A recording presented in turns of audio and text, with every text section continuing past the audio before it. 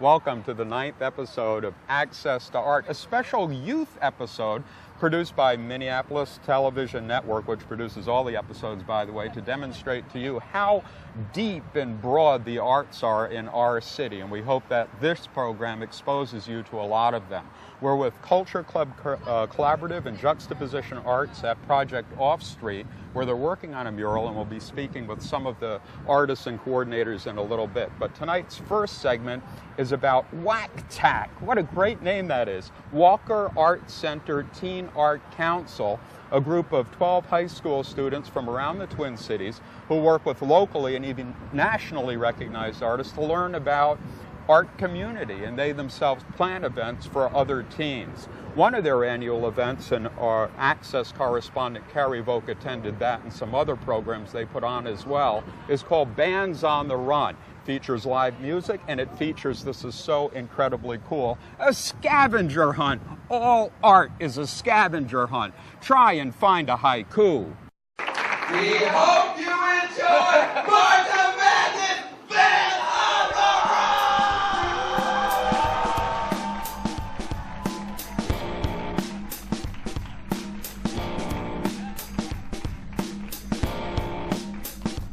I came out today because I thought it'd be a lot of fun. You can see a lot of bands, and it's a really nice way to kind of spend the day with people and get out.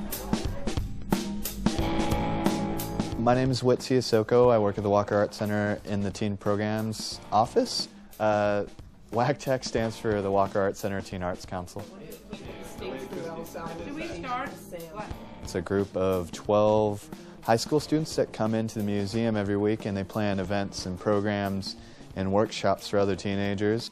We exist basically to bring other teenagers into the art world, because sort of the idea that a lot of people have of the art world is sort of like hoity-toity old people thing, rich people with a lot of money, and it's really not. Like we'll make it a totally like completely monotone, serious. Like it'll just be but like, it's with puppets, so it's the visual that's funny, but the dialogue and the interview is actually like a real interview. and informative. Teenagers a lot of times they miss out on it a lot of times because art's being cut in schools, and we're trying to bring art back to the teenagers who are really sort of have fallen out of it.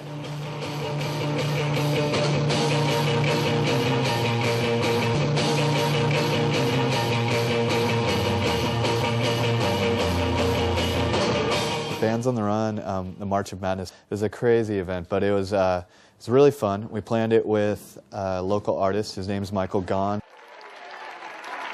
You guys love scavenger hunts? We thought it'd be fun to have like a live concert show that had aspects of a scavenger hunt into it. So the Teen Arts Council, over the span of like 6 months, worked with Michael to create this unique event. We figured out all the locations where we were going to have, we figured out what bands we wanted to bring in, and then we had to figure out clues.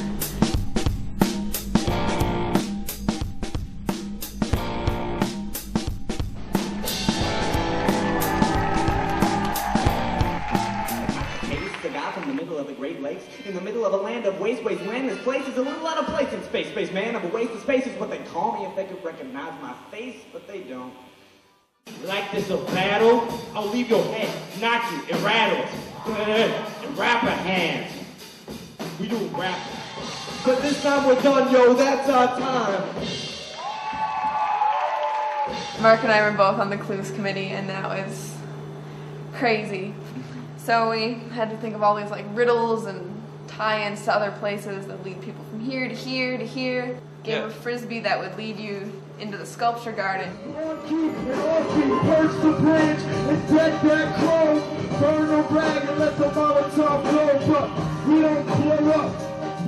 We try to plan all of our events on Free Thursday night, so any high school student can get engaged. Actually, anybody can come down. Our events aren't only for teens, by teens, they're for everybody, but our hope is that the majority of people that come are in high school.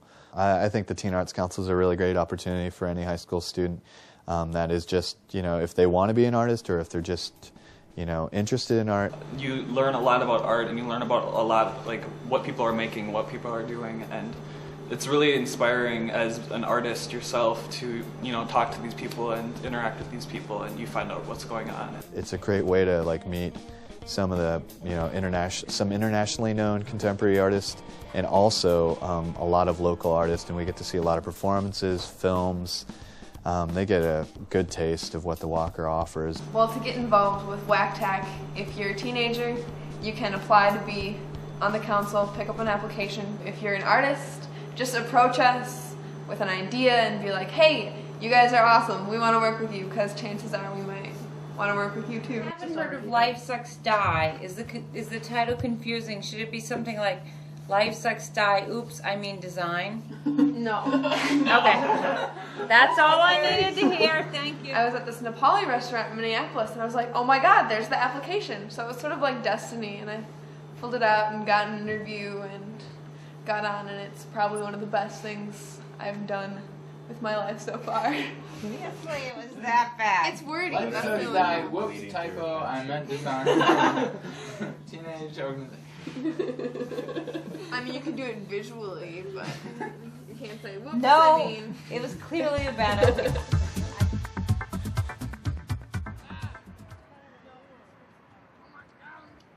I'm a project coordinator from Juxtaposition Arts. We are 11-year-old organizations, the non-profit youth arts organization. We teach from fine arts, from cartooning to muralism. And this one in the back is the collaboration with Juxtaposition Arts and Culture Klub. This is our 4th days working with these kids, and youth came up 2 weeks prior to this week. They did lots of drawing exercise, and they came up with ideas and themes that they think of, something that they value, that they want to represent. And we send all those drawings to Lady Pink, who's a lead artist in this, and she made everything flow together, and that's what you see right now. Access to Art Correspondent Megan Cullen recently visited the Kwanzaa Community Church in North Minneapolis to find out about the Nia-Imani Youth and Family Development Center, which currently has a youth music and video program to get youth engaged in their community. They're currently working on a documentary called Street Life. My first question I want to ask you is, what is your opinion about street? What is your opinion and perspective on street life? The project Street Life entails many different things. It's mainly about people's opinions on what they think street life is. Okay, well, when you say the word street life to me, I think of survival skills.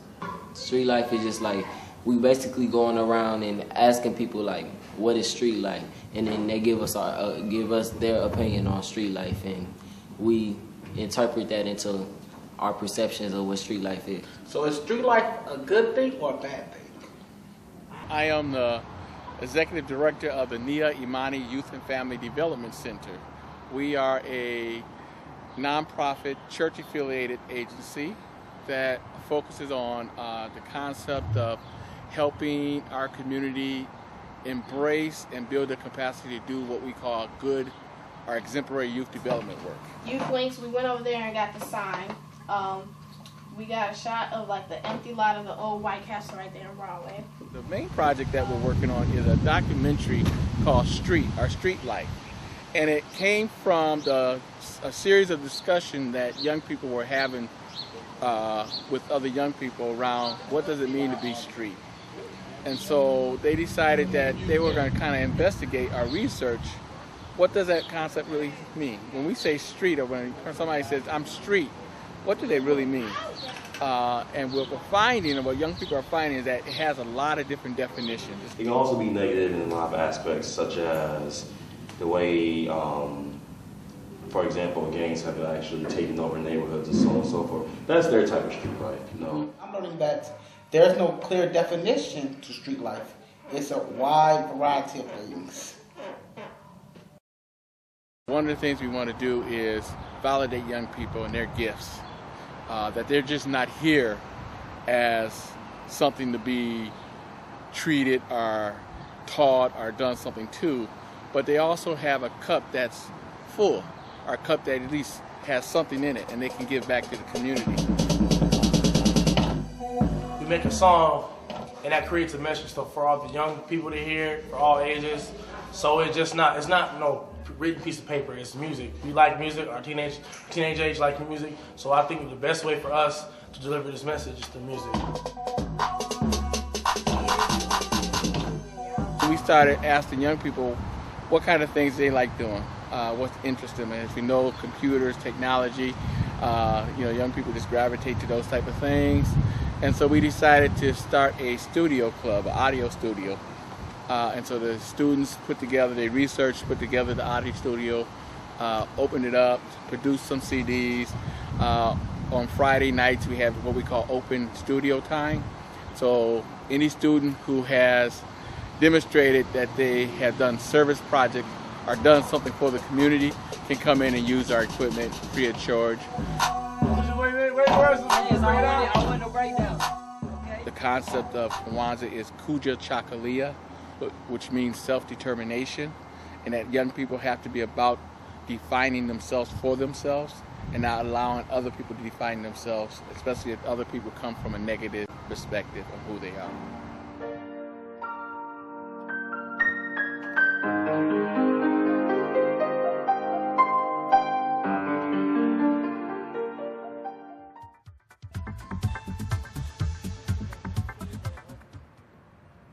I run Culture Klub Collaborative, and we're a small nonprofit organization.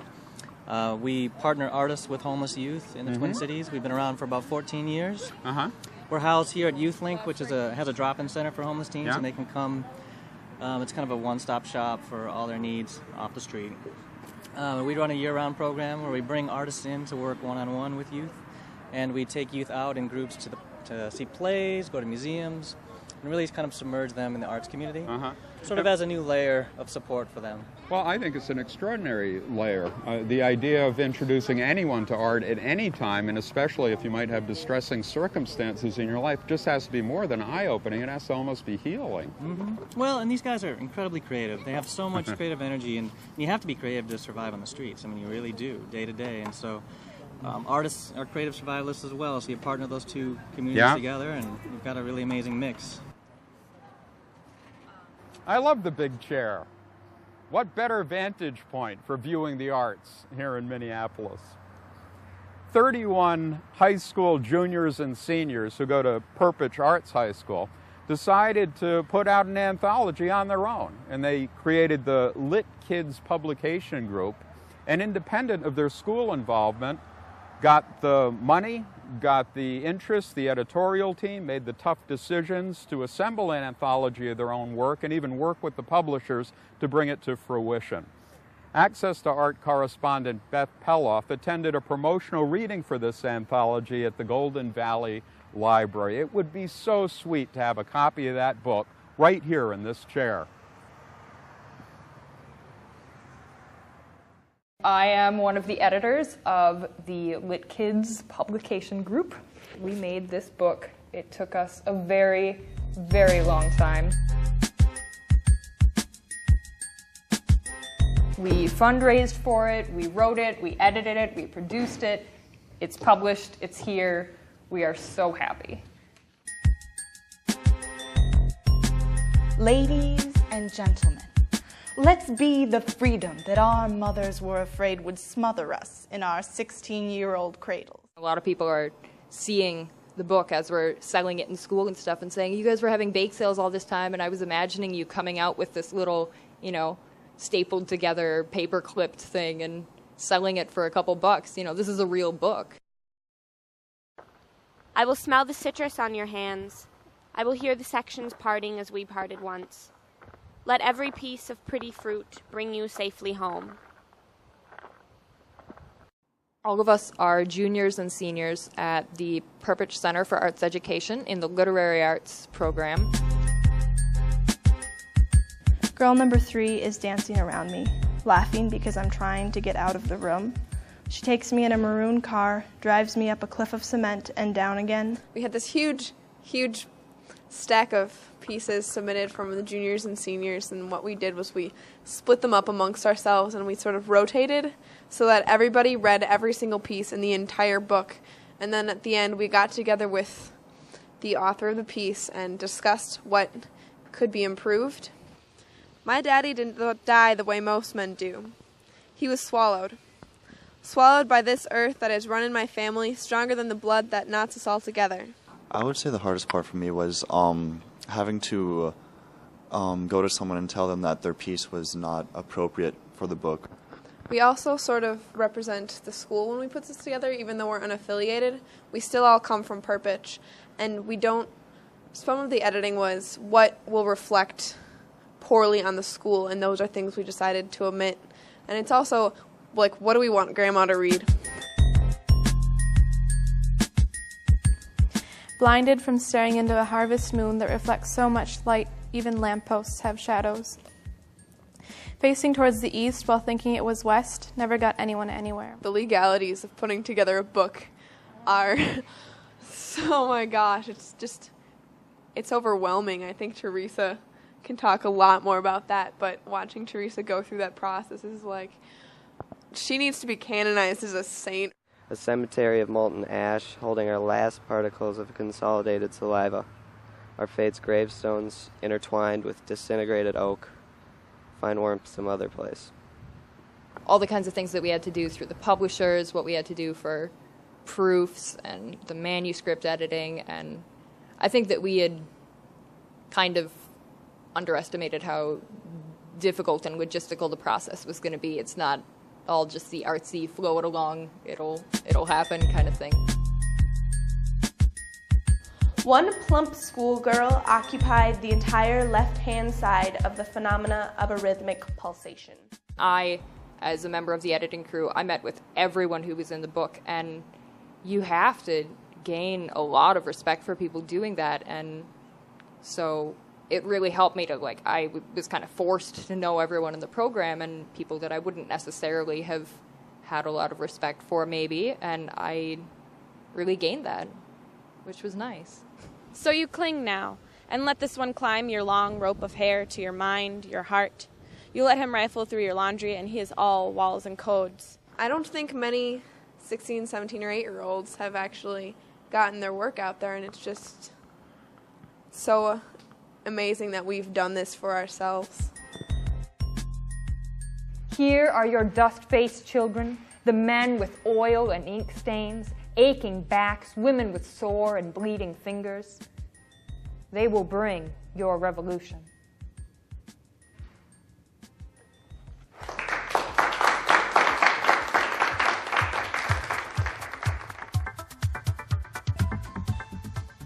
What's it like with working with the students here on something like this? There's so many different people with clearly all a different idea of what art is. Well, it's very exciting to work with people who haven't been exposed to public art or painting or putting up their own creations, and I guarantee it, all of this is their own work. I just kind of help them put it up. So to see the joy on their faces and their pride, and that is, it makes it all worthwhile. There's a camera club for youth in northeast Minneapolis that gets together at the Pierre Bottineau Library. It's a project of the Sheridan Neighborhood Organization. It was funded by a Bridging Communities grant from the Center for Urban and Regional Affairs at the University of Minnesota, and they also use some of their own neighborhoods NRP money. Access to Art correspondent John Aker got his camera, the Access to Art camera, over there for Shooting Stars, this wonderful program where they give kids cameras to go out and shoot, well, whatever they see.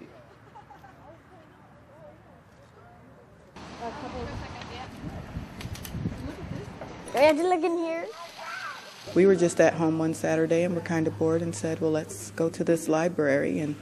And we came in and we saw what was happening, and she asked us if we wanted to be a part of it, and the kids joined up. I'm part of the Shooting Stars project. It's basically a kids group that go around the neighborhood taking photos of certain things. All of these pictures behind me are basically for the gallery shows, so people can see what we're doing.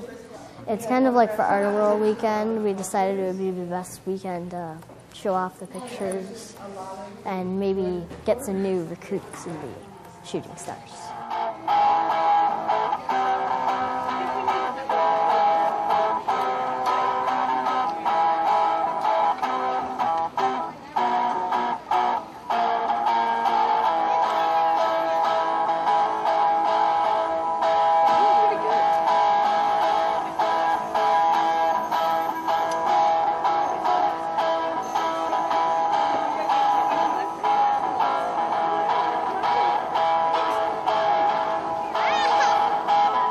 What can you say about these photographs? I like them. They're cool looking. Our kids now are very visually oriented, for one thing, so they're pretty comfortable telling a story using pictures. What kind of photos do you like to take? I like to take photos of mostly nature. You get to take a picture of birds, trees. What did you take your photos of? Motorcycles. I took a picture of the license plate. I took a picture of how fast it goes. I took a picture of the name of it. I mainly took photographs of animals and nature. I took pictures of pictures. I took pictures of the title of the library and downtown, and then my sister. You could take a picture of chairs, trash, and flowers, and people. I prefer to take pictures of a lot of things I see, but mainly people and the things that are going on around here. I got a picture of myself in the reflection. And it's mostly taking pictures of your community and getting to know the people in your community. I like to take a picture of my mom. I can't see. Yay, I got it. The instruction that we do is pretty much one adult to every 2 or 3 kids. It's very hands-on. It's very much as coaching rather than just sitting down and formal instruction. We get them out there, we get them doing stuff. I went on the nature walk last week with them and just assist with the children with their cameras and stuff like that, and helping them find the right settings to put them at. I learned how to use a camera better. I learned how to use the zoom and how to make the picture lighter or darker, and what flash does to the sunny parts. Today we're focusing specifically on the built environment, except I see some portraits going on again. Oh well, that's what the kids like to do. This was great to come to the library on a boring day and run right into the photography lesson of it. Keep an eye on everything that's in the frame, okay? Because we're going to try to take pictures without having to crop them at all. I think it's a great opportunity for the children to be able to have access to an actual camera and to be able to see their work publicly displayed. I think it gives nice self-confidence. I like capturing the moment, basically, of photography. And I also like being able to take a picture of something that's like so rare and then, like having it stay with you. So I think it's nice to be able to say, this is how I was feeling, so I took this picture. Or I want you to, to be where I was, so look at this. I think the right time to take a photograph is when it's really interesting, when it's like really there and interesting and not going to happen again.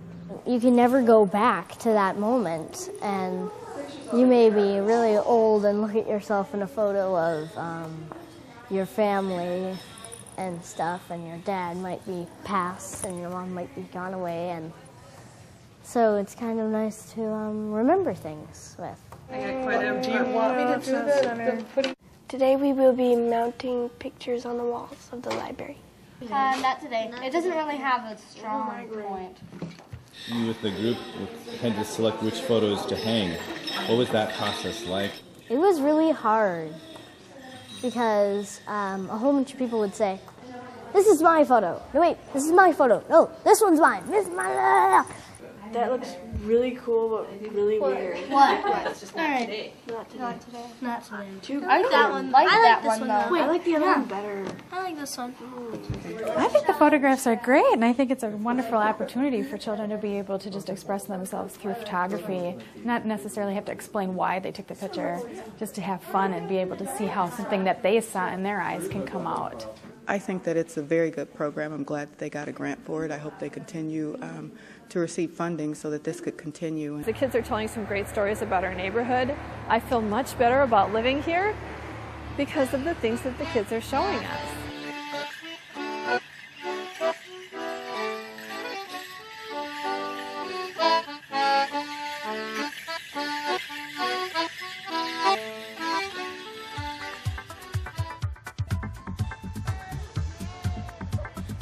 My name is Jasmine King, and I'm here because I like to paint.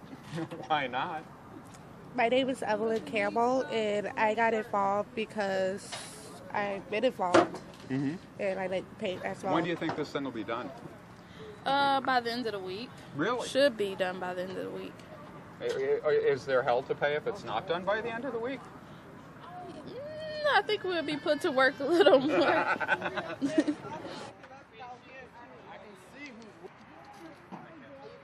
Thanks for watching this, our 9th episode of Access to Art, which, by the way, also celebrates a 1-year anniversary being on the air. And also thank you to Carrie Volk, who was all kinds of things to Access to Art, who's moving on to greater aesthetic endeavors, I'm certain.